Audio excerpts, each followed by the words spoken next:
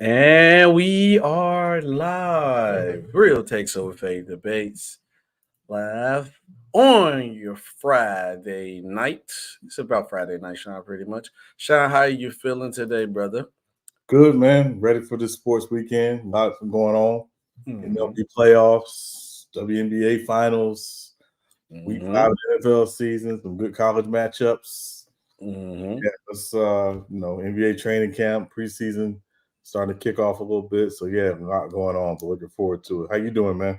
I'm doing pretty good, man. Just another day, enjoying the Friday, chilling. It's gonna be like you said, action packed so far. We obviously just had a game on Thursday. NBA is on his way back. A lot of things talking about with Team USA, WNBA finals. It's crazy. We in the super team era so much that nobody's talking about it. But WNBA got probably two of the stacked best teams in there. Then we got a couple rivalry games. Then we stream the Colorado game too. I can't wait for the Colorado game tomorrow versus Arizona State. So ready to watch that too. I can't complain. It's action packed. All the sports going full circle. The Yankees out, so I don't care about baseball no more. So who cares about baseball? So it's over. So I'm just chilling, man. Shout out Nicholas Brown in the chat always. Nicholas Brown always. Shout out Nicholas Brown, bro. He always be the first. Nicholas Brown, how you don't have a mod on my channel? I'm looking at my chat. Let's change that. Wait, yes, Nicholas Brown should have been had one. I'm sorry, Nicholas Brown. Nicholas Brown. He always be the first person in every chat. I could have sworn I thought you had one. Todd just look. Shout out Tiffany and shout out Matt. What's going on, brother? What up, Matt? How you doing, man? Tiff. So, Tiff, shout out Tiff and them trash old Ravens of us. Now I should be talking them Ravens, the Ravens. Salute Goat, Goat in the building. Salute Goat. Goat. So Sean, let's go ahead and get right into the show. Make sure you guys like, share, subscribe to content. So obviously Thursday had passed, and a team who's just sold a bad lead. I'm in the city, so I hear this more. So maybe that's why I feel like things is necessarily buzzing about this team, which is rightfully so. It's the Bears, one of the most historical franchises of all time. But the Bears finally get a win. And in the process of them finally get a win, Justin Fields and DJ Moore actually look like a nice duo. And they come up and they play very well. And they snap the 14-game losing streak of the Chicago Bears. And it was getting to a point, Sean, where it was almost going to be a full year since they won, but they end up snapping it before that happened. What was your assessment of the game? And how you, from what you've seen from your perspective of the Bears and the Commander side? So watching the Bears offensively, what I noticed they've done the last couple games, in Denver game on Sunday, and obviously the game last night was it looks like they cut Justin Fields' reads in half. So they're basically only asking him to read one side of the field. And they did a good job, I thought, schematically of, particularly with DJ Moore, who had a crazy game last night. Doing some things with him to, really open things up for him. Now, he had one catch where he did, it was an obvious OPI. It should have been called an OPI because he off clearly. But that said, I think that was really the key was just, them kind of cutting the field in half and not making Justin Fields sit back and read the entire field. He still, he wasn't completely accurate last night. He was 15 for 29, game.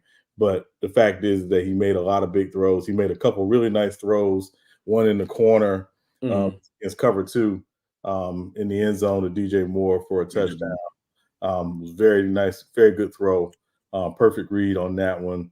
But, yeah. And then, from the Commanders' perspective, I mean, they, seriously, they are such a mid team. They are the definition of a mid team. Yeah. They were stale, stagnant in the first half. They had no energy. And in the second half, they did come out with a little bit more fight. It was late in the game. They were driving. And it looked like they were going to try to, make it a game. When they missed a field goal late in the fourth quarter, or midway through the fourth quarter, should I say. And that basically was the game after that because the Bears went down and scored a touchdown after that. So, yeah, it was a pretty decent game, but shout out to the Bears for breaking that that losing streak. Yeah, for me, because I was streaming the C-Red PC over there on PC, so I kind of missed a little bit of the game, a chunk of it. But from what like the little glimpse of that I got, that I do like that I seen, Justin Fields is getting more comfortable. Maybe like you said, it's come from the fact of like they limited his reads, where like you make two or three reads, or just this side of the field on the reads, which is something you expect your rookie to do. Which you expect more for him at this point in time, but you got to work with what you got to work with. And then also, I feel like he's building that trust with DJ Moore enough where like, he gonna find a way to give him the ball. And he, when you got at least that one receiver that you trust, you could obviously let it go. Sometimes you might throw it in a bad read situation, maybe not. And also, I'm glad to see that he didn't throw any interceptions. I'm still like, even if the Bears defense played better than what they usually have been, I'm still not impressed by this defense. I feel like it's too many good guys on this defense where they should be better than what they're presenting on the field. Like you said, you got Edmonds, you got Edmonds, you got Brisker, you got Edwards, you got like a lot of good guys, and unlike you got Double J, and I was blaming Eddie. Where is he at? I feel like he ain't been playing, so I didn't see him on the field this game either. I was blaming Eddie Jackson because Eddie Jackson, I think, is a shell of himself. He's walking burnt toast. He ain't been playing, so now it's like, okay, well, you use that excuse the first couple weeks when he was there, and then he got out because I believe he's injured, right? Eddie Jackson's still injured, right? I believe he's hurt, yeah. Yeah. So especially with that first week game, he was getting cooked. Everybody blamed Eddie Jackson. Even I came out blaming Eddie Jackson. But Eddie Jackson have been here. The defense still haven't showed any promise. Haven't showed no promise of getting to the quarterback. No promise of really stopping the run consistently. No promise of even stopping the pass or getting deflection. So I don't like, even though I know they got an interception in this game, but like I said, I'm still not impressed. Only thing that I've seen that I looked at and I liked from what I seen was that Justin Fields is looking more comfortable. And they're actually using DJ more. Like, use them. You got a weapon, use them. That's just me. Yeah. So, also another thing, Sean. Let me see. Bears surprised me. Low-key Fields played better, and the defense did too. Yeah, but we're gonna wait and see how it go. So obviously, with the with the Bears finally getting a win, it was a celebration time. It was like the parade inside my city in the driving around voice. And I had put something little together for these Bears, man. This was after the game, Sean. Tell me what you.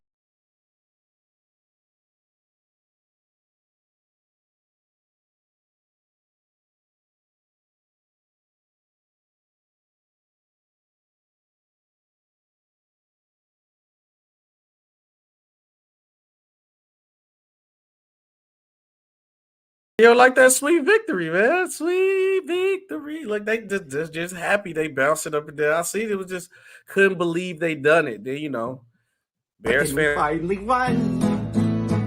I'm still a believer. The Bears. The losing streak. It's finally done. The Bears. Cause we won. Ooh, I still believe in him. I couldn't quit them if I tried. couldn't quit them if he tried, Sean. Would you? Yes, you gotta rock out with your team sometime, man. I think the Bears are the Bears. That's one. Let me say that. That's the one. The Bears are the Bears. But they act like they won a Super Bowl. But I cannot be mad. It's the day after they won. Almost been a year. You got to enjoy the moment when you finally get a win. It's a celebration. But Sean, do you think the Bears fans overreacted, or is it just natural with it because you finally get a win? I mean, listen, when you haven't won a game in almost a year, you're going to celebrate, right? It's hard in the NFL. It's been really hard for the Bears for the last year, going back to last season. So definitely, I mean, and a lot of people did not pick them to win this game. A lot of people picked the Commanders to win this game. They went on the road on Thursday Night Football and played a good game. And after a heartbreaking, game on Sunday. So, shout out to them. Maybe they haven't given up on Matt Eberflus just yet. The players still are playing for him. That said, we'll see how the rest of the season plays out. But if I was a betting man, I'd say he won't, last. No. One game and they going crazy. Yes, they is. Bro, these Bears crazy is too much. It is, man. RP Smash Mouth lead singer laugh out loud. But with the Bears situation, it's like this. Okay. what are you going to do in a situation where we get to what we was at from the first point of view of you still look bad, you want to win.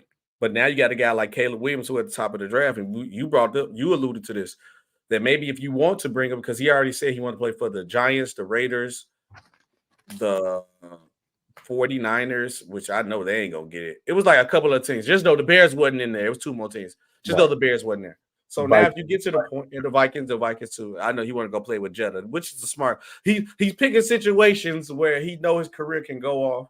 And I told you, Sean, everybody was kept talking about this. Oh, you ain't gonna take. No, you said it, Sean. You saw it. You was like, that's a year off your career. These kids don't care now because they know they make money in college and they can still be the man. Sean, I'm telling you, it's gonna be guys.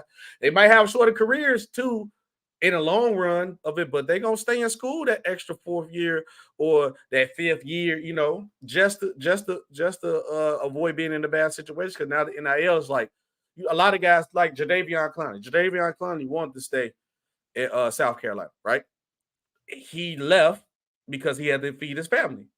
Same thing with like Zion. Zion left, but he wanted to stay at Duke, but sometimes you got to leave before then. People miss out on NIL. I know some people was getting paid on the table. Let's just talk about the legal way. Let's keep it the legal. I know you give me that look like you think everybody had no money. Legally, that's why I think guys are going to stay, Sean. So now with the Bears, I think they're going to change this whole situation around.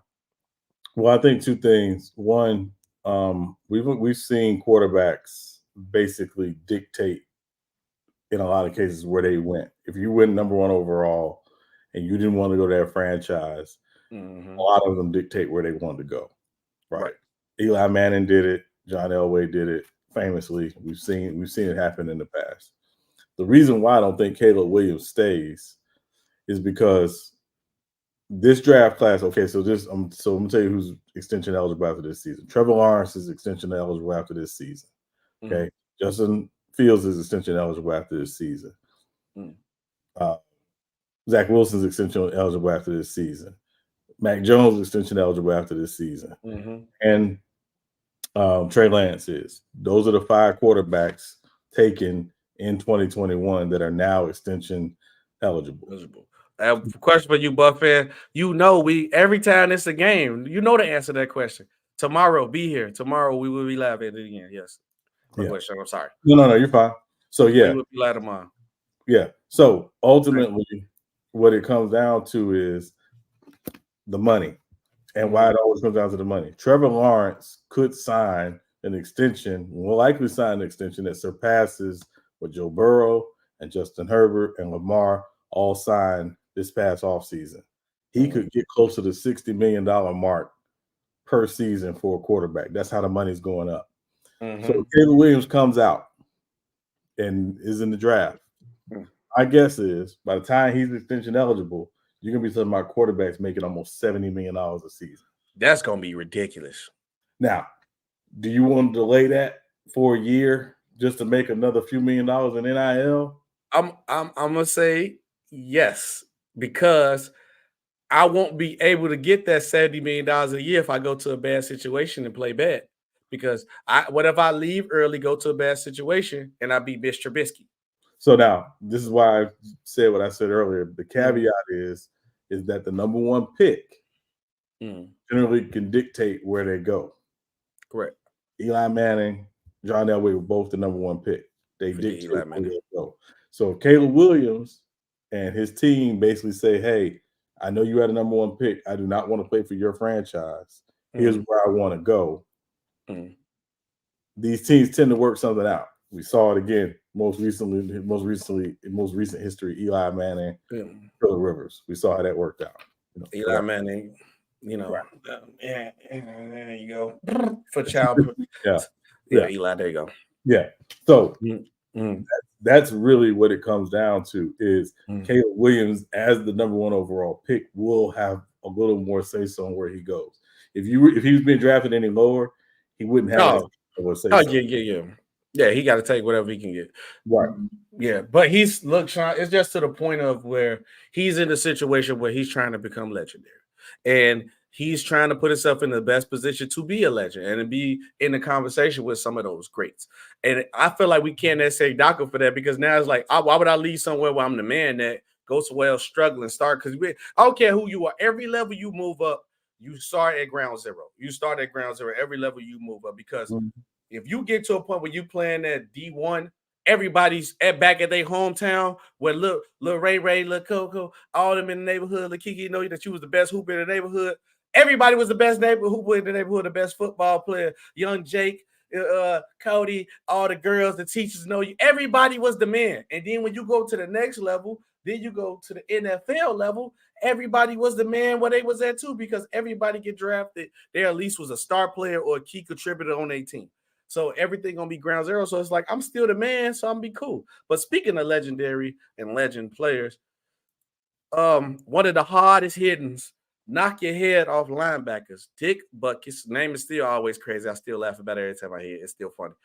Hall of Famer has passed away. Chicago Bears legend has passed away. Shout out 5-1. Sean, obviously, I am younger, so Dick Butkus is way past my era and kind of past yours too. No, he is. Yeah, he is. I try to put a little pep on you. I'm sorry. I try to put a little pep on you. Yeah. But from what I knew, and like for everybody talking about in Chicago, everybody in Chicago loved Dick Butkus, especially that he's the hometown kid, one of the first superstars, that homegrown stars you can have. And if anything, you see anything black and white tapes, or if you ever look at like the old school tape of Dick Butkus hitting people, if anything, I remember that. If anything about Dick Butkus. But what you think about his passing, and then what you think about Dick Butkus as a general, as the football player? So, I mean, as far as his passing, obviously, rest in peace. According to his family, he died peacefully in his sleep. He was, so, you have to know, this is how the Bears were awful, right? They were really bad. And in the 1965 draft, they had back-to-back picks. And with back-to-back picks, they took Dick Butkus and Gale Sayers. So those two guys really came to define what the modern day Bears are, right? So in the end, Dick Butkus, there's no Brian Urlacher, there's no Mike Singletary, there's no Walter Payton, to the degree that Bears fans and the Bears feel about their team, without the foundation that Dick Butkus and Gale Sayers laid. And when you talk about the best linebackers ever, he's in that short conversation with Lawrence Taylor and Ray Lewis and others. But it's a very, very short conversation. He was the prototype for that position. Big, fast, strong, nasty. There's old. If y'all ever go back and watch NFL films and just hear guys talk about Dick Butkus, you gotta understand what this man was. I never had the pleasure of meeting him. Did meet someone from that generation by the name of Deacon Jones, who inspired the same level of fear that Dick Butkus did, because that's what you fear in your opponent. And I met Deacon Jones. Deacon Jones was later in life. He was using a cane at that point, but he still had the strongest handshake I've ever felt in my life. He had to do one of these. He had to do it like, nice to meet you, sir, for day. Yeah, it was strong. But he was, but even in his eyes, he still had that fear factor in his eyes. Like you could tell it on the football field. He looked at you, you knew he was coming. And so Dick Butkus was basically the same way. And then the other thing, that's interesting about Dick Butkus, just off the field, he became an actor and coached, and he was a commentator. He lived like this tremendous life. And he was, he lived life to the fullest. So in terms of him as a football player, again, if you're building an all-time defense, it's hard not to have Dick Butkus as your middle linebacker. If you say Ray Lewis, that's fine, but Dick Butkus is right there. I feel like you could find a way to put Dick Butkus anywhere on the field, and your defense would be feared. Yeah. From the Chicago in a precise perspective of it, I feel like you have no like I told you, Sean, all the time, like the 85 Bears and Dick Butkus wasn't part of that. The 85 Bears walked on water out here. And the next thing to that point was the Dick Butkus, Gale Sayers era of that, because you still see Dick Butkus jerseys. You still see it everywhere. And the Chicago love Dick Butkus. Like, even if you are not a true football fan, and around the Chicago name is a couple names you're going to automatically know, especially when it comes to football. Brian Urlacher, Devin Hester, Dick Butkus. Everybody, you're always going to know those names. Instantly, it's going to come to you. And also Walter Payton. I'm sorry. You gave me that. You gave Mike Singletary as well. Mike Singletary, too. You gave me the death spell. I was going to get to Walter Payton. I ain't want to cynically, but you gave me the death spell. I'm going to say Sweetness now. I got your boy. I ain't going to leave him. And also Singletary, too.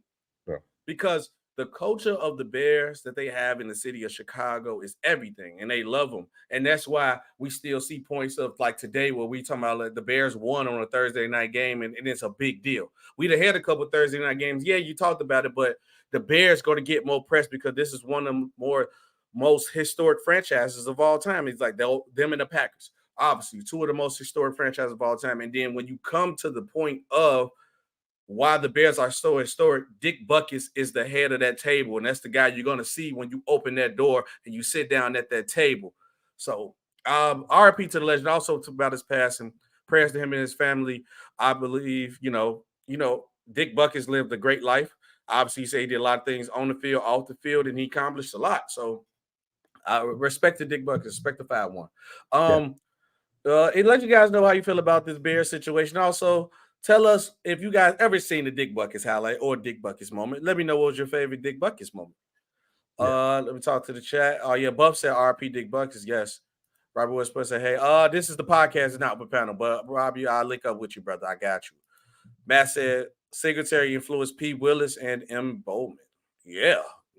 A lot of them old linemen did that. I'm a clip. Oh, my goodness. See.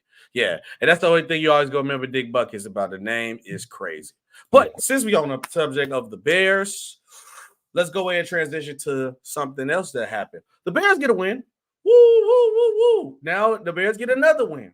Chase Claypool has been traded to the Miami Dolphins. Sean, what was your first reaction of this? I'm thinking this is a win-win for both teams, but yeah. I mean, on the football field, I think it is a win-win for both teams. But for Chase Claypool, there's a big part of me that feels like this is going to be his last chance to stick on somewhere. Yeah. If he can't, he didn't work in Pittsburgh. They traded him. Obviously, it didn't work in Chicago. They traded him. And now he's on his third team in like 4 years. Mm-hmm. So, if he doesn't make this work, it just feels like Chase Claypool's going to end up being one of those guys that's going to be bouncing around training camps trying to stick in the league. Yep. So I don't know, a whole lot of his backstory and things like that. I know apparently there was some maturity issues when he was in Pittsburgh. Maybe some of that was the same in Chicago. But what I do know is that, I hope he doesn't take lightly the privilege of playing in the NFL. He is a talented footballer. And when he is locked in, he can be very, very good. Yeah. But, now you got to understand now is, Mama used to say 3 strikes and you're out. This is strike 3, potentially, and I hope he don't strike out. So, but the Dolphins, could use a big body receiver. He'll probably provide some, help for them down in the red zone in particular, and some one-on-ones, in those tight spaces, things like that. But but that was it for me. For me, I think it was a win-win in both situations. And then, Sean, everything they've been questioned about Chase Claypool from the reports I was looking at, like from the Chicago media scene, it was just about like his motor and work ethic. It just seemed like he didn't want it every day. And maybe sometimes body language do speak. It tells you everything. But sometimes guys are just like that. And I think because when I see him on the field, I do see him put some effort, but I do like his body language do seem like he's just moping around. But sometimes people could be just like a Kawhi. Just mopey, regular robotic face type of guys, or you could be like Derrick Rose. But the only thing different about Derrick Rose, and I hate to play football, the basketball, It's just you see that killer once they get on that field, though. They don't care. If he was moping around all the stadium the whole time, but still making plays, they wouldn't care. They're like, no, that's just how Chase is. So they just question his work ethic. And like you said, too, you don't want to be that guy on that journeyman that you're going to be on these practice teams. And one thing about being a journeyman in the NFL, it's easy to plug and play guys in other sports. Football, you got to learn the whole playbook. You got to learn the call signs. You got to learn the signals. That's not easy. Like I tell people all the time, like, when they be like, oh, people should just make these moves for players in the NFL, I'm like, it's a reason why you don't see that. This ain't NFL Madden, and you could just put a guy on the team. He's just going to know every play, every hand signal, know when somebody tell him to do a certain route. He going to know what the code word is for it. It doesn't work like that. That's why perfect example of a guy who was very talented, when Chad Ochocinco went to the Patriots. Well, why didn't Patriots work? Because he couldn't remember the playbook. So I think Chase Claypool going to the Dolphins is a good move for them, because with all that speed they got, they do need a big body, a possession guy who can make those catches in the red zone, them short yardage catches, them easy passes. So you necessarily got like Tyreek Hill and Waddle who can bomb. You get them intermediate passes in. So I think it'll be great for them. Bears, it's addition by subtraction. The guy wasn't really helping, was being a bad guy to the locker room, allegedly. So you just move into a better direction. So I think, like you said, it's a win-win for both sides. And like you said, SB, it's not just plug and play, right? Mm-hmm. If you walk in the huddle and somebody says, hop to gun, blue king, trips right, tear 52, sway, all go, special, X shallow, cross H wide.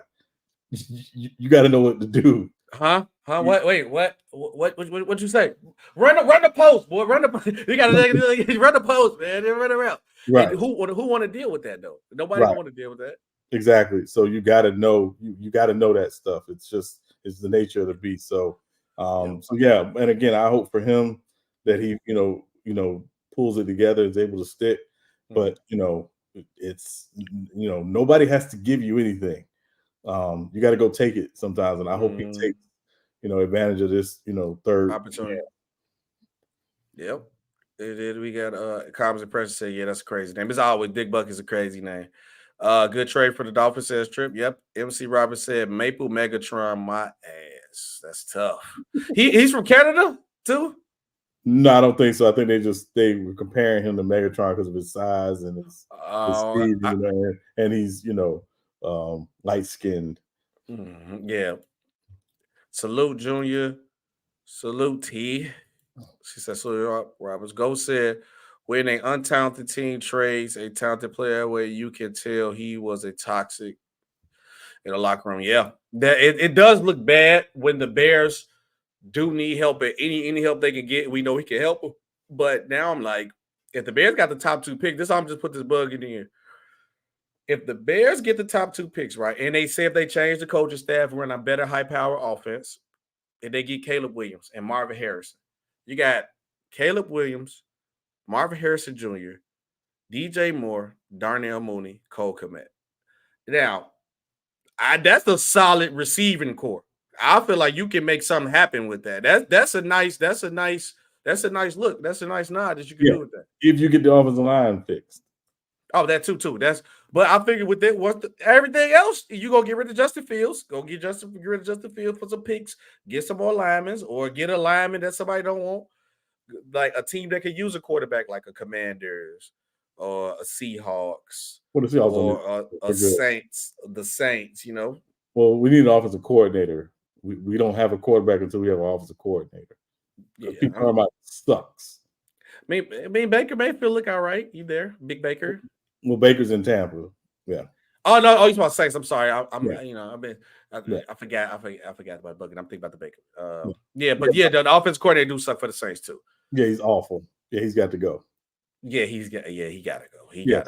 Somebody actually did a song, and I will send you the link. I'll have to send you the link. But basically, he did it to the Jagged Edge song "Goodbye."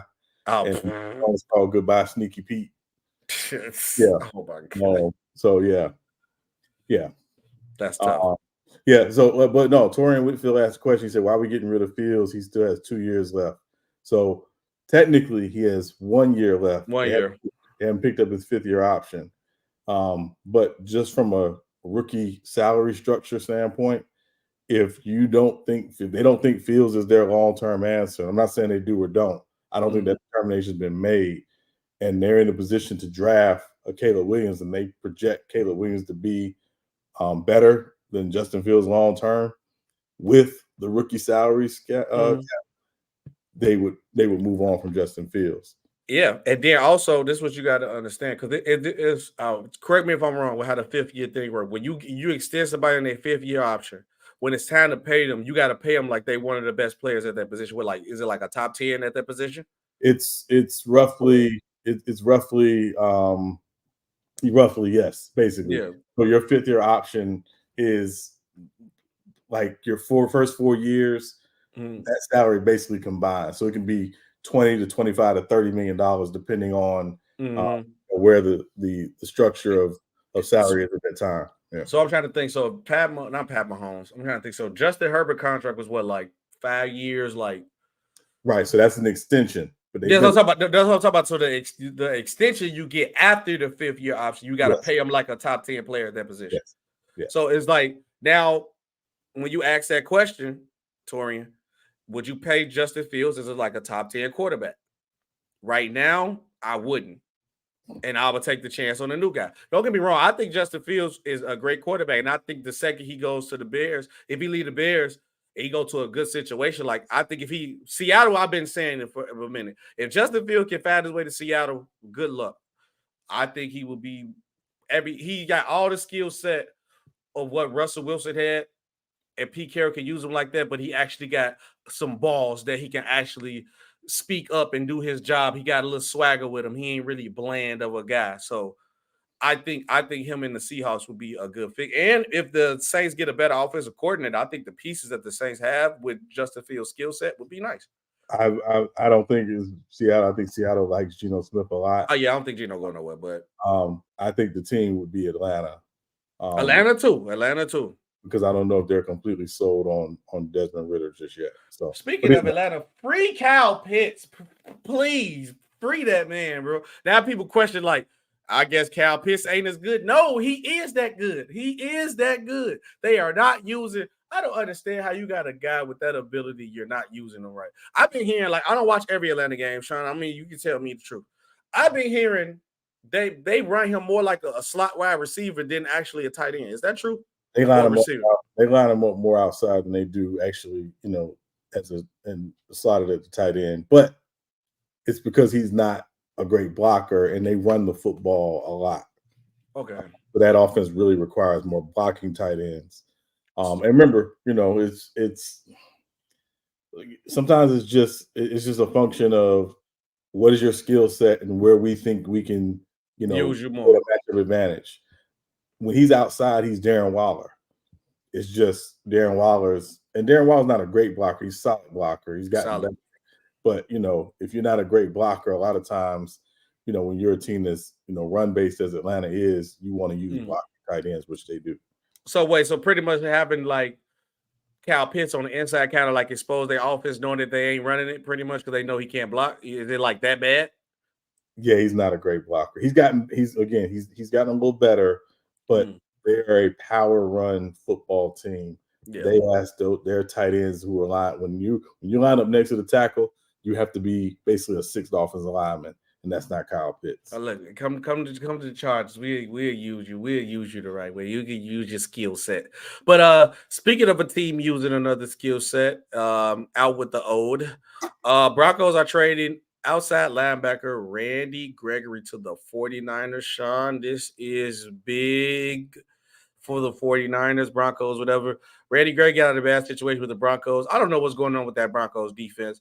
I thought they would have been way better because they got the pieces to be better, but you can tell me why you think the Broncos defense ain't looking as good. I don't have the answer for it, Sean, but I think Randy Gregory to the 49ers is big, especially with that pass rusher attack that they have. And I feel like Randy Gregory can just come in and just fit in and just make big plays. He don't really have to do too much. I think with the Broncos, I think they expected him to be like a key piece to them being dominant on defense.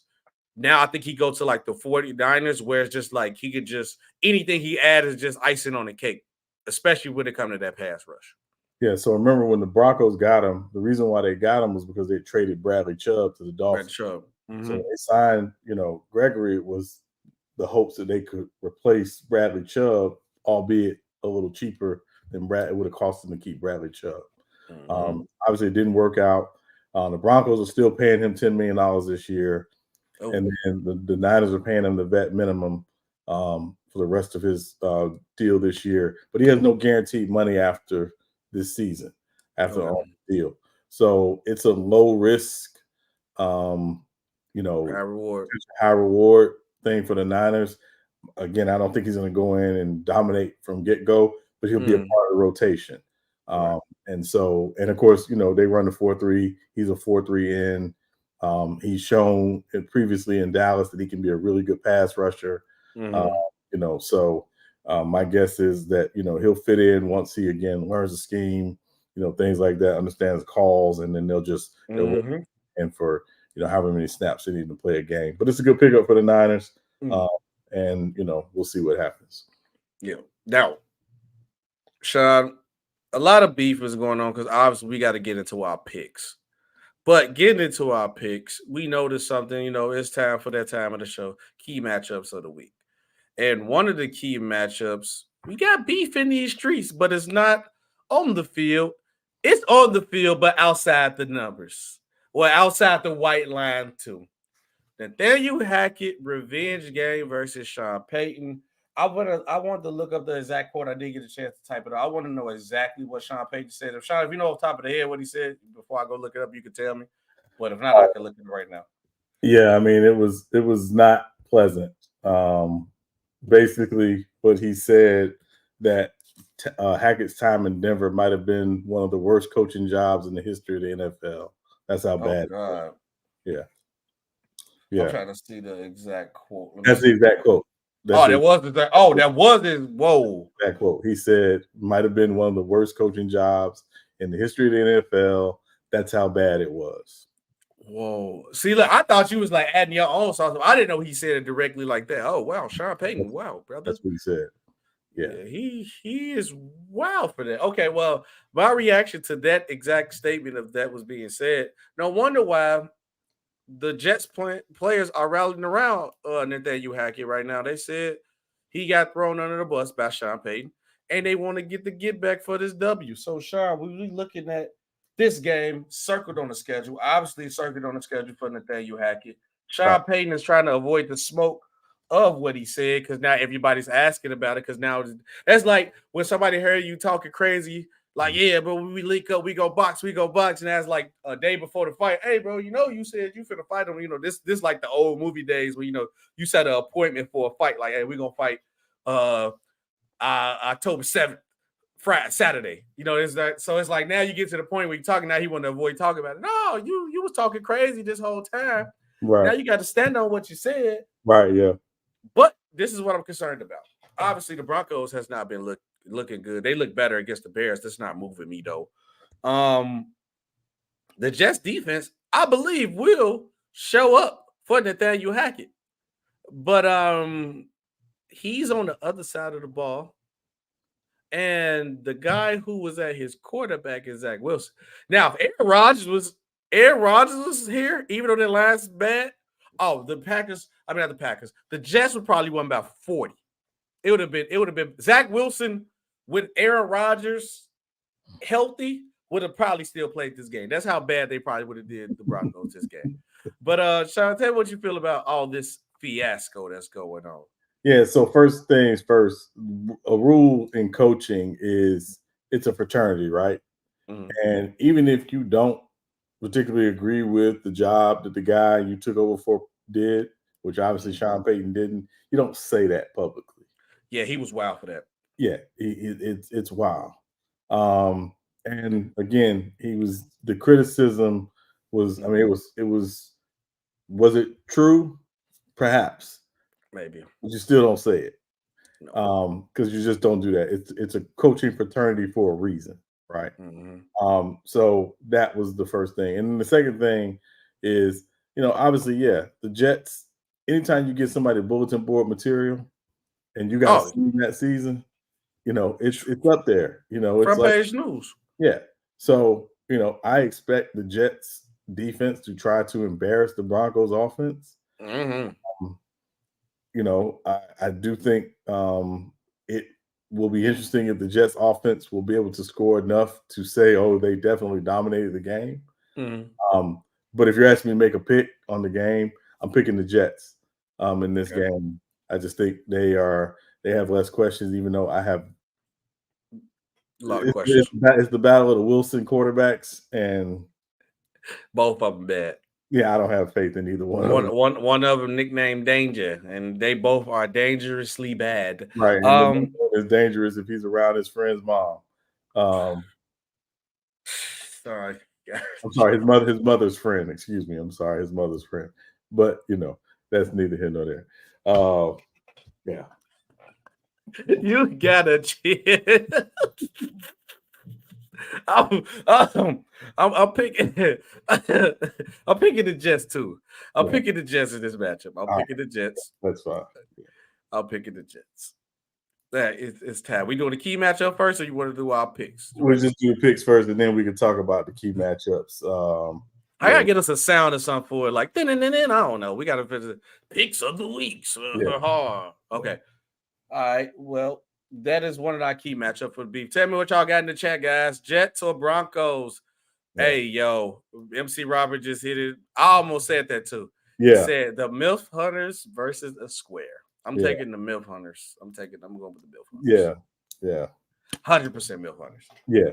All right. So first game we need to pick is Tennessee at Indianapolis. You could pick for the record. We are 1-2-1. We 1-2-1. Everybody right now. Well, SB is 1-2-1. I am 2-1-1. Just for the record. So how you 2-1? Wait, you won 2? You won 2 weeks? Yeah, and then you won a week, and then we tied last week. Oh, so you 2-1-1. Okay. I guess I got to pick first. Huh? You gave me the tough one. Yeah, because yeah. I'm picking the Titans. You taking the Titans in that one? The Titans. Every time I pick against when they win. Go ahead, pick the Colts. I know you picked, and I picked because I know you picking the Colts. You knew I was gonna pick the Colts. I'm so conflicted on this game. Me too. Really, I want to pick the Colts so bad. I want to so bad, but I figure you gonna pick the Colts, so I'm picking the Titans just to go against you. So I gotta play for the gusto too, because you up. So I gotta play to win. So I'm picking the Titans. I know you picking the Colts. I'm gonna take the Colts at home in a close. I'm gonna take the Colts by 3 at home. This is gonna be the week when I pick these dudes and they win. I mean they lose. I'm gonna be mad. Yeah. The next game is New Orleans at New England. I don't pick against the Saints as a rule, but so that's my rule. Yeah. I picked the Patriots against the Cowboys. They gave me 3 points. Yeah. And I have questions about the Cowboys offense, and they got better pieces than y'all. And I have questions about your offense too. You should. Derek Vehicle playing? Unfortunately. Give me the Patriots. I feel like I'm regret, but give me the Patriots. I feel like I'm a regret. I mean, it's a hit or miss with either one of them right now. So it's like anything can happen. It's a hit or miss with that. I'm gonna stick to the Patriots. Yeah, till Pete Carmichael's gone, I have no faith, and Dennis Allen for that matter, because he's a loser. Make sure y'all guys comment y'all picks in the chat too with us, guys. But yeah, I'm gonna go Patriots. I'm gonna go Patriots. All right. The next game is Carolina at Detroit. Oh, I'm picking the Lions. I ain't wasting no time. The Lions look real this year, and the team the Panthers ain't gonna be the team that gonna beat them. So the Panthers ain't gonna be the team. I ain't picking against the Lions for them. I'm taking Detroit by 13 in that one. Yeah, I see about 13-14. Yeah, Giants at Dolphins. Dolphins for sure. Dolphins probably about 20. Yeah, I'm taking Miami by 17 in this one. Mm-hmm. Then Cincinnati at Arizona. That one I don't even know too, because Cincinnati looks so bad this year. Like, bruh. Yeah. I mean, any other time you could just be like Cincinnati, but it's like they look so bad this year. I'm gonna go Bengals. I'm gonna stick with the Bengals. I'm gonna stick Bengals. You gonna say the Bengals? Mm-hmm. I'm taking Arizona. Wow. Yeah, I'm taking Arizona. And I wouldn't be shocked if they lose too. The crazy part about it, I wouldn't be shocked. The Bengals look so bad this year. Yeah, the Bengals look bad, and Joe Burrow looks like he needs to sit down. Yes. And Arizona's playing with house money, and they're at home. They'll be, hype. I don't think the game will go exactly like the game did against the Cowboys for the Cardinals, but yeah, I'm taking Arizona at home by. And then for a team with the Bengals, right? If you see your quarterback hurt, tank a year is one of the best wide receivers coming in the draft. I don't know if they got their pick, but I'm just saying if they got their pick, I have to look again. Yeah. It's question about T. Higgins' contract coming up soon. You can replace T. Higgins. They've already said they can't re-sign T. Higgins. Just financially, they can't do it. So T. Higgins already out the question. Take the year down. Go get Marvin Harrison Jr., trade T. Higgins off, get some assets. Well, maybe something on that line, or send T, get another pick or something. That's what I do. It's a wide receiver ready. And if the team that could use another deadly wide receiver, I know Marvin Harrison Jr. love to go to the Bengals. Well, again, I don't know how much they can get for T. Higgins, because if you trade for him, you have to sign him, or you got to franchise him. So I don't know how much they can get for T. Higgins, but that's another conversation. Philadelphia Eagles at LA Rams. I'll let you pick first on this one. The Eagles. That's easy for me. Yeah, the Eagles. I don't know. I think the Rams might mess around, steal one. I'm gonna go Eagles. I'm not gonna be okay. All right, I was about to say, yeah, let's come on back. Yeah, I'm just giving you a win at this point. I'm just giving you a win. Yeah, I'm taking Philadelphia by 10. Matt say Rams. He got the Rams. Matt say Rams. Convince me to pick the Rams, Matt. Give me some convincing. I might change my pick, but okay. What else we got? Kansas City at Minnesota. I want the Chiefs to lose so bad. I do, but I'm not dumb. Chiefs gonna win. Yeah. I hope they lose. I hope I'm wrong. I hope the Vikings come up and just play out of nowhere. Justin Jefferson, 3 touchdown game. Yeah, I'm taking Kansas City by 13 in this one. Mm-hmm. And then the Monday night game, Green Bay at the Raiders. Oh, Green Bay. Yeah. I'm never picking the Raiders. Never. Yeah, that's an easy one. Yeah, I'm taking Green Bay by 7. They've been off since last Thursday. Mm-hmm. They'll be rested. So I'm taking Green Bay by 7. Even though Jimmy Pornstar is coming back, I'm taking Green Bay by 7. Matt Perry said the NFC West is the best division in football. That's why he picking the Rams over the Eagles. I don't know.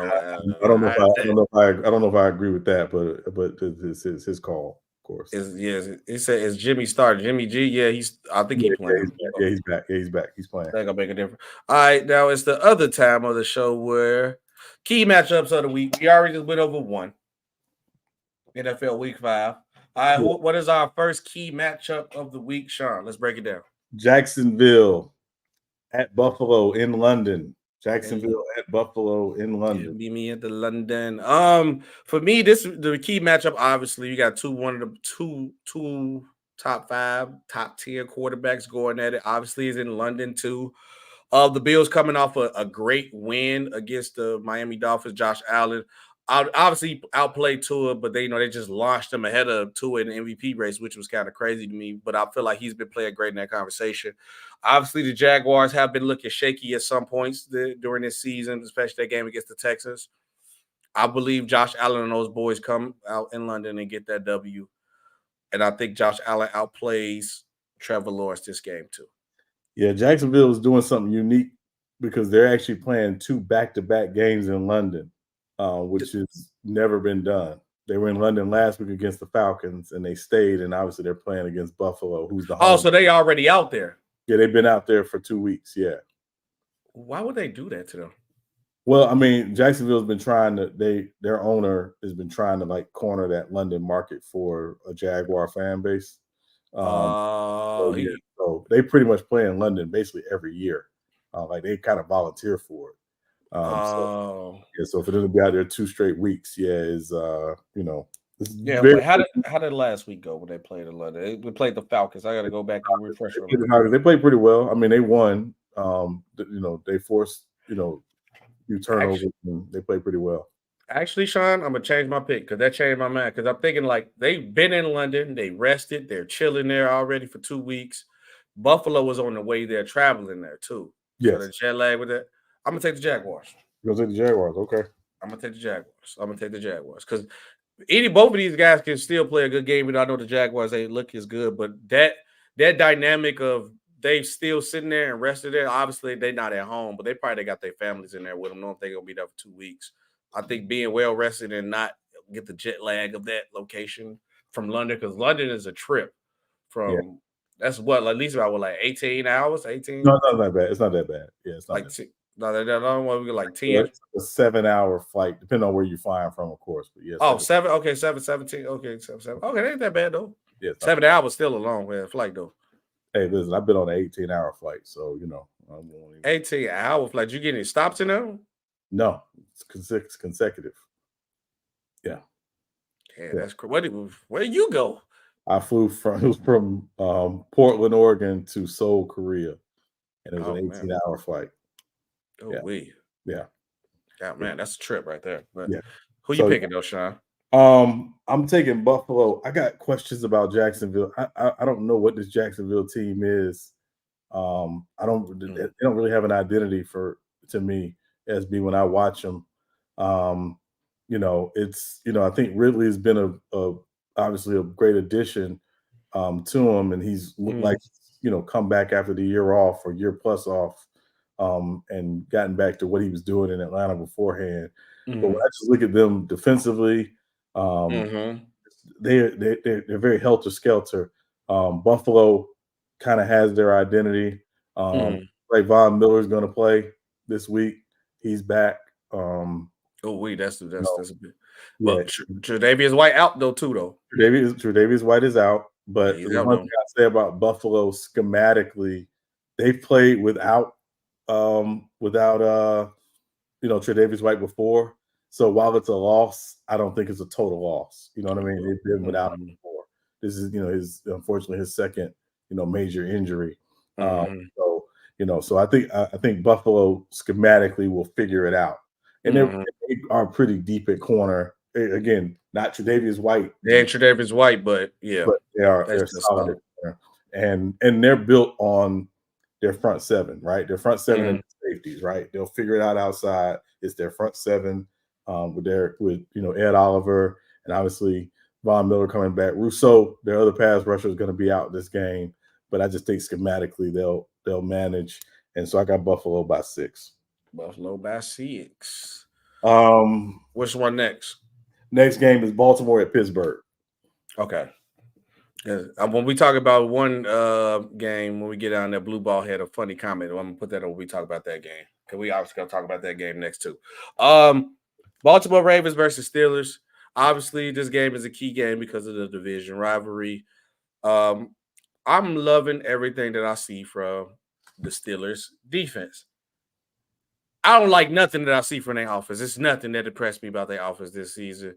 I definitely think it's time. I know Kenny Pickett was the hometown kid, but this is another team that should be in the market for the quarterbacks. And I know Mike Tomlin loved to go his winning season, 8 for 8.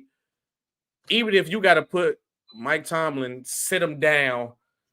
Hey, man, you got something going on. Let the offensive coordinator coach or something and take this season away. Please take the season away, Mike Tomlin. Just get you a quarterback. Get something that's helping you. I'm tired of seeing it, and I love Mike Tomlin because he's hard-nosed. He always about to win. He do the job the right way. He always have his team ready to play. He's well-respected. Sometimes you got to get out your own way. You're stubborn. I done seen him plenty times to tell players, and I know the video that went viral, it was the edge rusher for the Commanders, Chase Young. Yes. He was like, man, I hate to be his bad. I hate to be, what did he say? I forgot the quote went. He was like, I hate to be that my team not bad enough to get you. Pretty much he made a quote that his team ain't bad enough to get him. You know what I'm saying? Get a player like him. Right. Sometimes, okay, you got the pieces. I think the Steelers team, it's not that bad. Mm-hmm. It's just they need a guy. They need a quarterback. Right. But it's too many quarterbacks in this draft. I'm not saying go tank for the number 1 pick. Go get you a pick and close to the top 10, or get you a pick where it's like, all right, we at like 15. We could put this and this together, move up in the top 10 to get a guy. I think it's just time for them to make that move. I know they want to believe more in Kenny Pickett because he's the hometown kid, played at Pittsburgh. Now he get drafted by the Steelers. It's supposed to be this wonderful story that this guy is the guy, but he's not it, Sean. He is not it. And I hate, as a football fan, I fell in love with the game of football watching running backs. My 2 favorite players that made me fall in love is LaDainian Thompson and Marshall Faulk. But also what I love, because I'm from Chicago, is an elite defense. And one thing that I hate is a defense get wasted. This defense will get wasted because what the people got to realize, your defense ain't going to be good forever. TJ Watt ain't going to be there forever. So they need to just get it together. But obviously just stick to the point of the game. I'm sorry, I went on a soliloquy about it. Yes, can the Pittsburgh Steelers possibly stop the run game of Lamar Jackson? Yes. Can the Pittsburgh Steelers absolutely stop and make plays on the Ravens and stop Lamar Jackson from threatening it on them? Yes. But once the defense get to stop, can I 100% trust Kenny Pickett to score when the defense put him in position to score on the 30, the 20, the 40? As a bet man, I'm going to say no. And I'm going to take the Ravens to win, and this game going to be a grinded out game. I think we're going to be like 20, 21 or like 10 Ravens. I'm taking the Ravens, though. Yeah, so I'm taking Baltimore by 10 as well. It's funny that 15 years ago, this matchup, Pittsburgh had a franchise quarterback and the Ravens didn't. Now you reverse. Now the Ravens have a franchise quarterback and Pittsburgh does not. Don't. So it's interesting in how the tides have turned.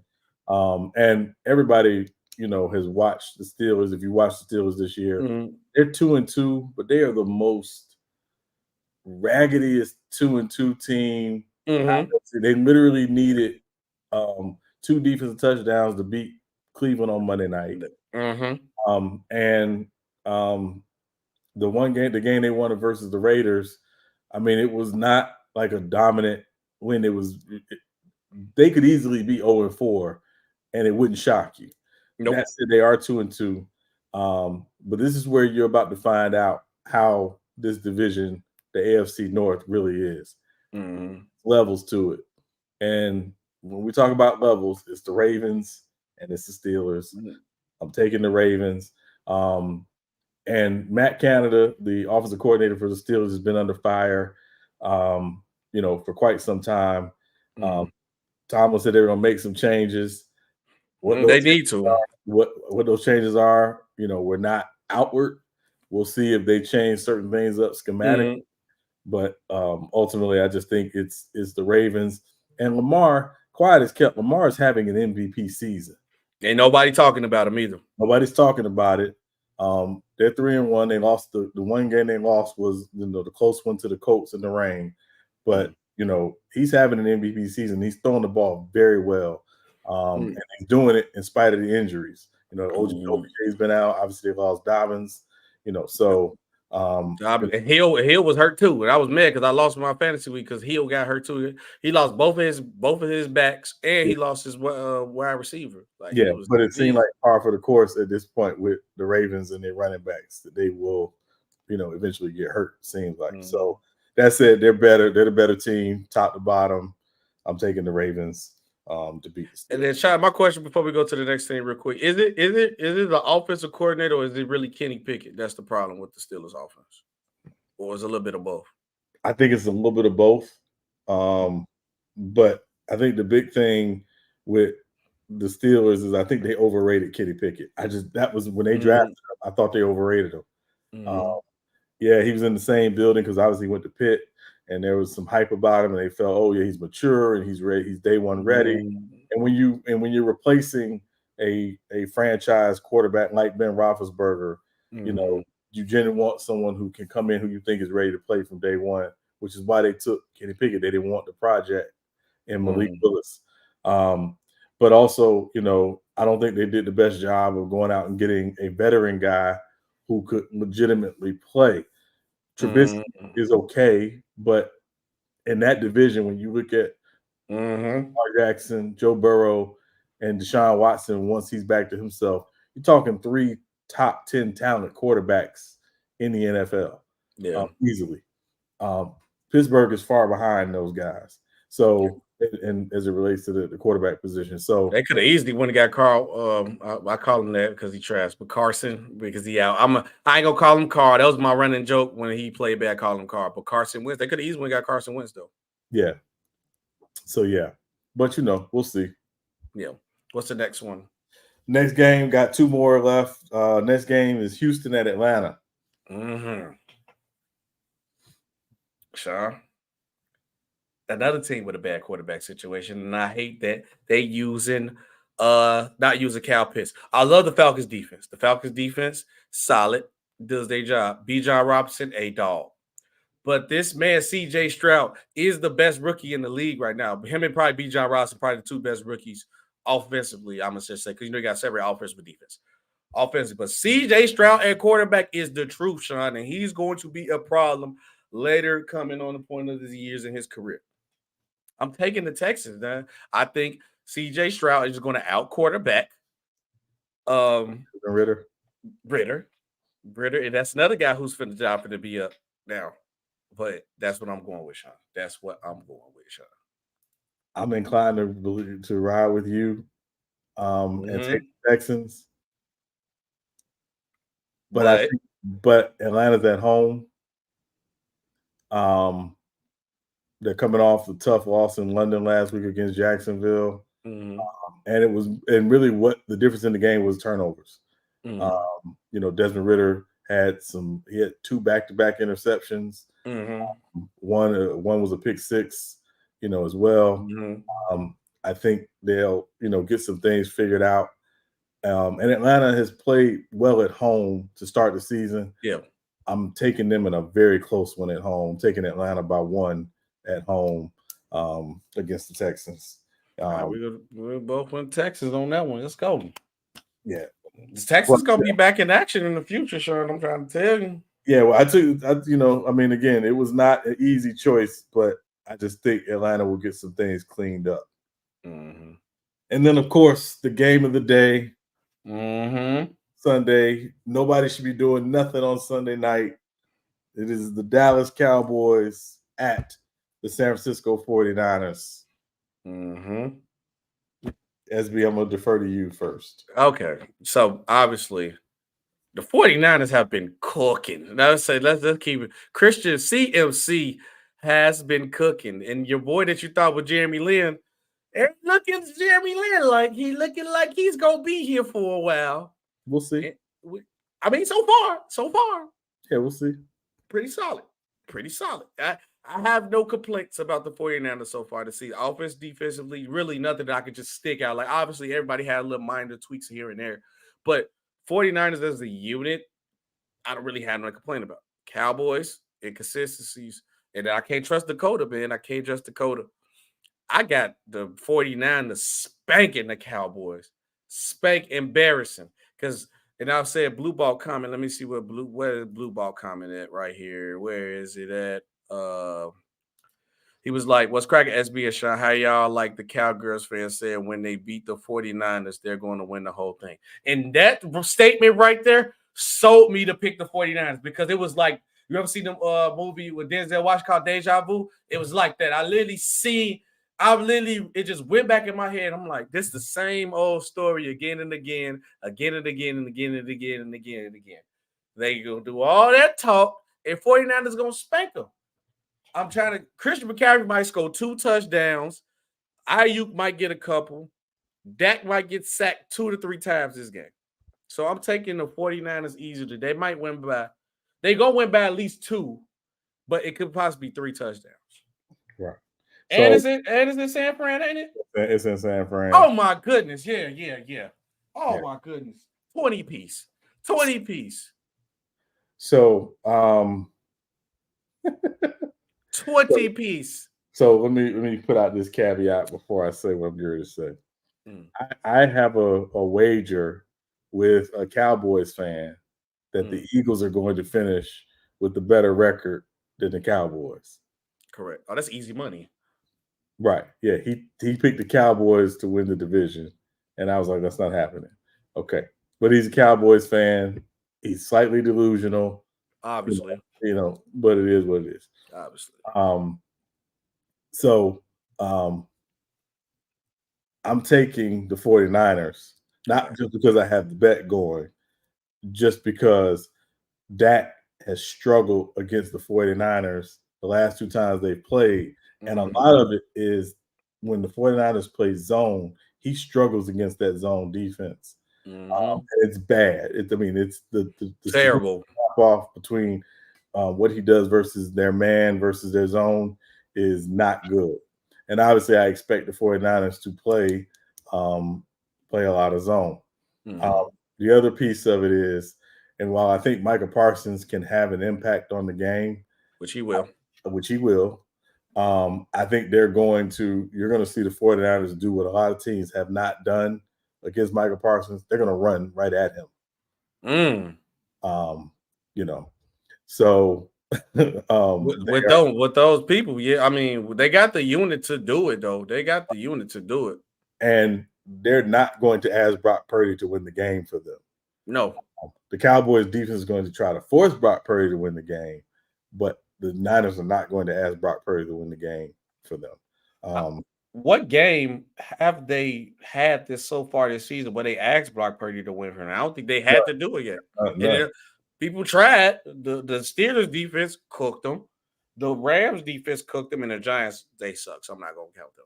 Right. So I can't see it happening, man. But is that the last one? That's the last pick of the day for that game? That's the last pick. So we both got San Francisco. Okay, what games do we got that ain't the same? Because obviously I want us to all pick the same again. So we got a couple. I know we got at least a couple, right? Yeah, we got a couple. Obviously, yeah, we got a couple. Okay, cool. Good. So we got we differ on Jacksonville, Buffalo, differ on Tennessee, Indianapolis, differ on the Saints, Patriots, and we differ on the Giants or Cincinnati and Arizona. So 4 games. 4 games. Okay. No, I'm sorry, 5 games. Houston and Atlanta as well. 5 games. You picked Atlanta? Yeah, I picked Atlanta by 1. Ooh-wee. Oh yeah, we getting the dub today. We got 5 games. That's a decent amount. Yeah. But let us know what you guys think about the picks. Tell who you got. What's y'all favorite game of the week? What's y'all favorite matchup of the week? Or who will be a shocker team that went underdog? But I know we usually end on a pick of the week. But Sean, it was some basketball news we have to get into real quick. Joel Embiid has decided to represent Team USA at Paris. It's 2 things to me that's coming to my mind when it comes to this stuff, Sean. The USA team is so lucky that it is in Paris, and now it's so cool to be a fashion guy and all into the suave world, because now all these basketball players think it's a runway before it go in. Now, I think that helped play the part in getting a lot of these guys, also with them losing and not getting the medal at all. But obviously, Joel Embiid could have played for France or Team USA. He picked Team USA. What was your initial reaction off this? And I'm just thinking this more Avengers. They making a Justice League at this point. Well, 2 things I thought. One, I was surprised he picked Team USA. I thought he was going to go with France and team up with Wemby. It would have been interesting to see him and Wemby, on France. He want to win. That's why. he want to win. He want to run from the grind. That's what it is. He want to run from the grind. Joel, ready for the grind. No, I'm kidding. No, I mean, listen, it's, Team USA is loading up. Obviously, I'm without seeing first of all, I'm not a big fan of guys committing to play right now, particularly if you're on a team or playing for a team that's in championship contention. Whether Philly's a championship contender or not, they're not a tier 1 contender, but I think they are a tier 2 contender in the NBA for the championship. I'm not a big fan of that. I think I'm focused on this season. As we get to where we are in the season, we'll make that determination. I'm not closing the door on it, but I'm not where my mind is. Right. I think Curry said the best answer. He was just like, if everything goes well from the point of this season, yeah, you will see me. But it just depends on how it goes. That's smart because like you don't want to keep it gate open, and then if y'all make a late run, and he's like, yeah, y'all ain't 27, early 30 no more.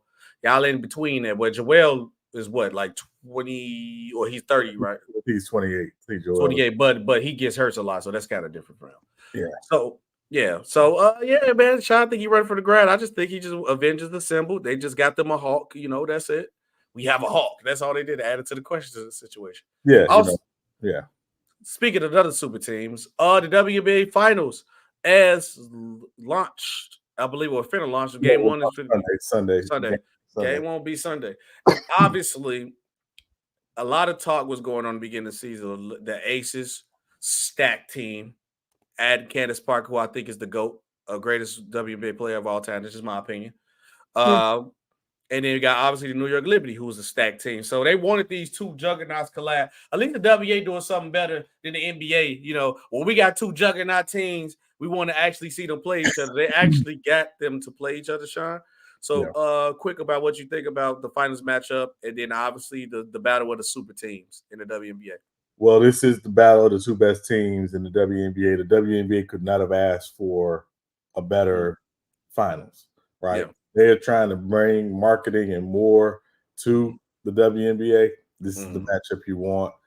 You got Brianna Stewart. Obviously, you got Asia Wilson. You got Sabrina Ionescu. Kelsey Plum. These teams are stacked and loaded on both sides. And again, if there's a definition of a WNBA super team, these two are it. Especially the Aces. Yeah. Well, both of them. I mean, if you just look at the rosters, they both are loaded. The Aces finished with a better record, but the Liberty had the second best record in WNBA. So this is going to be a very good matchup. Asia Wilson lost the WNBA MVP to Stewart. To Brianna Stewart. I think she finished third, which was amazing to me. She could be on her, revenge. Her revenge tour, like I'm about to show you. And she's a hooper, So I expect it to be a really good series, very competitive. But if I had to make a pick, I'm obviously going to pick the Aces to win the series. Also, I want to tip my hat to the WNBA, and I do want to see the NBA kind of do what they did about this. The Vegas came an expansion team into them. They added Vegas, or when they moved to Vegas, they instantly made them dominant. They instantly made them dominant and impactful. Like, I know the NBA is trying to do something with the expansion team soon. Maybe add a team in Vegas and Seattle. I don't want no expansion team coming in being dull. Try your best to make sure they're dominant. Obviously, it's kind of easier to do it with the WNBA because there's less teams. And then obviously they had got Asia Wilson, and that she came in the league and took right off, so that kind of helped the situation. But that's what I want to see for them, though. Yeah, I mean, it's when you're in certain markets, particularly if you're brand new, you can't be boring because you're competing with what goes on in the market. Vegas is Vegas. And to their credit, like you said, the WNBA team, but the NHL team did the same thing. They came out and were immediately competitive. So the Raiders is a different conversation, but the Raiders got a long-standing fan base. They're not an expansion team. They just moved there. It looks like, MLB, Major League Baseball is going to, expand there at some point. Yeah. The crazy part about it is nobody giving the Aces credit because it was the Aces and what was their hockey team called? The Golden Knights. Phone going crazy. And the Golden Knights. Yeah. They opened the gate for showing people that, hey, we can have a team in Vegas and we be good. And Vegas is becoming like the goal spot for a lot of sport teams. The only thing missing is the NBA team. I know Adam Silver is looking at that, licking his chops, like, yeah, I gotta get an NBA team there. Now, because like even the Aces parade for WNBA wise is one of the most packed parades I've seen. They actually came out and supported the team. I know. I looked at the Chicago Sky Parade. It was not comparable to the Aces parade. Yeah. I can tell you that much. Yeah. And again, you got MLB get ready to be there because the Oakland A's are moving to Vegas. Oh, they not gonna win, but yeah. Yeah, but again, it's a market that's right. And remember the WNBA, or not WNBA, the NBA All-Star game was in Vegas in 2007, and it was crazy. It was crazy. So that mark is ready for an NBA team. You know, the league has talked about expansion. I don't think it's going to happen in the next couple of years. I think it's probably going to be more like 3 to 4 years before they add 2 more teams. But that said, Vegas, you know, just makes Vegas getting the team for sure. Yeah. I think Vegas gonna get a team. I think Vegas and Seattle, and the team gonna move to the East. And I'm telling you, Sean, I know you always say New Orleans, because it's gonna be Memphis. It's gonna be Memphis. I'll tell you what, SB. You want to make a friendly wager on that? We can. Okay, all right. We're gonna make a wager on it. We'll figure. We got time to figure out what we betting on it, but we got time. But I'm telling you, it's gonna be Memphis. Now, I would have been more leaning to the Pelicans and New Orleans at the time because obviously, you know, with the Charlotte Hornets and the Hornets, but now they gained their history back so far. It make more sense. It's right there, not too far from Chicago. They're gonna probably put them in the division with us or put them in the division with the Florida. They're gonna be right there. I'm telling you. You put New Orleans in the Southeastern Conference, in the Southeast Division. Nah, it's right there. It's literally right there. I mean, Memphis right there, not too far from Chicago. That's like a 4-hour drive, you know. Well, yeah. So I'm saying, but I'm just saying, just because New Orleans is more southern, even if it's not more eastern, it's like literally like based on the same line, but it's more southern. It just New Orleans makes sense to be in the same division with Miami, Orlando, Atlanta, and Charlotte, and then you move Washington to the Atlantic Division. Okay, and then all right, one more thing before we get up out of here. If you had to put both them teams as constructed now in the East, who would be more dominant? Would it be the Grizzlies or would it be the Pelicans? I'm gonna say the Pelicans right now. You think so? Yeah, just because I think the Grizzlies have the only question with the Pelicans is health, is Zion's health, but you got BI, who's an all-star. Obviously, you got Zion, who's been an all-star. You got CJ, who's a borderline all-star. You know, they got some really good, you know, pieces. I'm going to say them. I think with Memphis is really Ja and Triple J. You got Bane, who's a really good player. But when I look at just the overall roster construction, I think New Orleans is just a better overall constructed roster.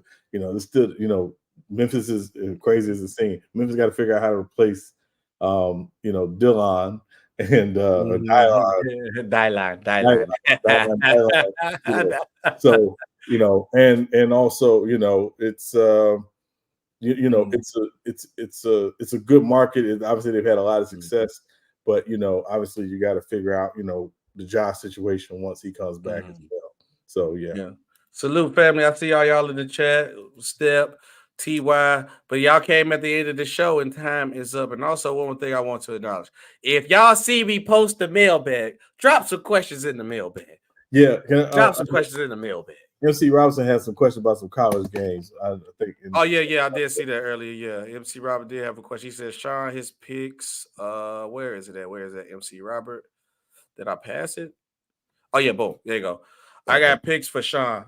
He want to know Texas versus Oklahoma. Who you got, Sean? I'm taking Texas in a close one in that one. I think Oklahoma's gonna make it a game, but I'm taking Texas in a close one in that one. Ohio State versus Maryland. Maryland has gotten out to a 5-0 start. They're playing really well, playing with a lot of confidence. But I'm gonna take Ohio State in that one. I respect that. Alabama versus Texas. You know who I'm picking with this matchup. Go ahead, make your pick. Roll Tide. That's it. Roll Tide. I'm actually taking Texas A&M in this one.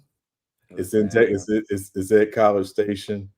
I think, you know, Alabama's not the invincible Alabama they once were, and you know, thanks a lot, NIL. Yeah. So yeah, I think when I look at that game, I think it's going to be a lot closer than people think. And you know, and again, Texas A&M, you know, Jimbo he gets up for Nick Saban, always does. So I'm gonna take Texas A&M in a close one. Yeah, that's it. Yeah, man, Sean, that's the show, guys. We are out. Look with TY coming. Why the Chargers trash? Don't worry about it. Look, see, you Eagles fans, y'all be getting a little too much dip on y'all chip. Y'all get the win, and y'all just talk about crazy stuff, man. That's why I hope y'all choke against the Rams today, man. I hope they lose. And I'm going to laugh at your face, T.Y. I'm going to call your phone. I'm going to laugh at your face, brother. But yeah, that's the show. Real Tech So Faded Base live every Monday and Friday with me, SP, and Sean Webb in the building. Sean, any last words before we go ahead, get out of here? We can enjoy the rest of our Friday night. Y'all be safe this weekend. Enjoy it. Go watch Loki. I don't know if y'all listen to that new Drake. But you had that Drake. I've been bumping the Drake all day. That's why the show was. That's why I was preparing for the show today. It's okay. It's okay. It's that J. Cole. That J. Cole. It's got some bangers on there, but it's as an overall album. My first listen that I like. You got J. Cole, the J. Cole and Drake. That was nice. He had Chief Keef on there. Shout out to the Chicago Kid on there. I like that. The one with Savage, that was cool. He had a couple of little flows, but the problem with Drake though is that Drake has too many fans, so he got to please everybody. Like even we had the Spanish song with Bad Bunny, fire. Drake just got too big of a fan base where he got to please everybody. But yeah, man, that's just the show, and see you guys Monday. Be here Monday. Be here. See you guys. You know we always live, Sean. Yes, sir. Don't let your Saints lose again, Sean. Don't let them lose again, Sean. Don't let them lose. Lions winning the Super Bowl. All righty, buddy.